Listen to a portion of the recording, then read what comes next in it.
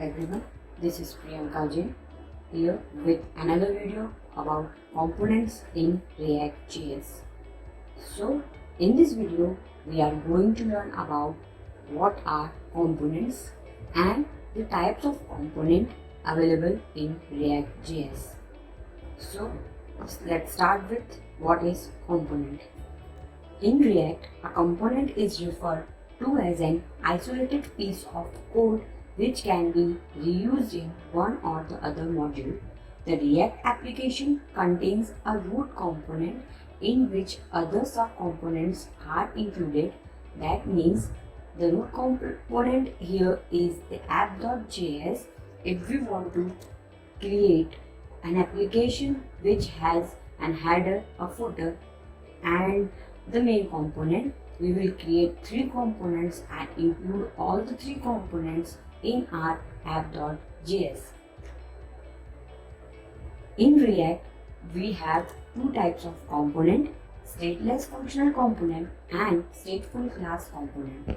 The stateless functional component are simple JavaScript functions which includes the immutable properties. That means the value of properties cannot be changed.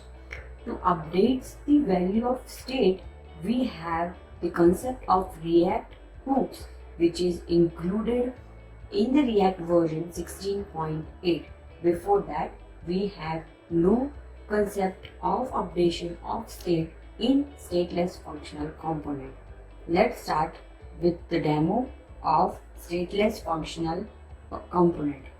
In stateless functional component, first we will create a component named demofunction.js. In this component, I will create using code snippet rfce, and in it I will pass props and include it in the div. Define hello in curly braces props dot name or whatever the property value we will pass from our app.js. In app.js, I will import that component and pass the value of name with value Priyanka. Now save this component and run the application. In the browser, we will see that the name will be displayed in the browser, that is Hello Priyanka. This is the simplest case we have used. It is just passing the property name from app.js and accessing it in demo function. It is an immutable property which cannot be changed.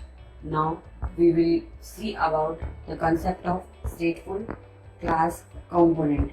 The stateful class component is ES6 class which extends the component class from React library. The class component must include the render method which returns the HTML. The JSX, whatever we pass, which must be enclosed in the render method. So we will create another component named demo class and create using the snippet rce, and in the same way we have passed in functional component. Here we will define h1 tag in that hello and in curly braces this dot props dot name.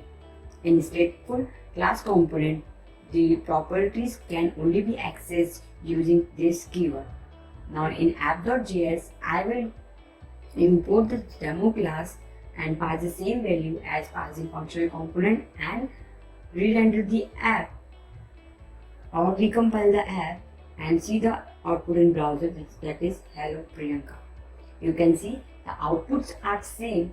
We have just defined the functional component in simple terms, in simple div Hello Priyanka, while in class component we have defined it under h1 tag. We can pass multiple properties from the single component and access them in our functional or class component.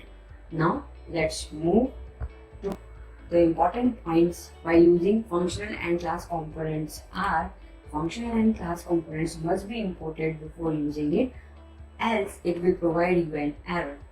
The name of the component must be in uppercase, that is the initial letter must be in uppercase, else it will give you an error. The third is component always returns JSX. if you are not using react.createElement method. If you define it under simple random method, it must return an XML which can be converted by the browser to pure JavaScript library. Now let's see the difference between the stateless functional component and stateful class component. The stateless functional component are simple JavaScript functions, while the stateful class component extends the component class available in React library. Second, while the stateless functional component uses hooks to update state values, while stateful class component uses state and set state properties to update values.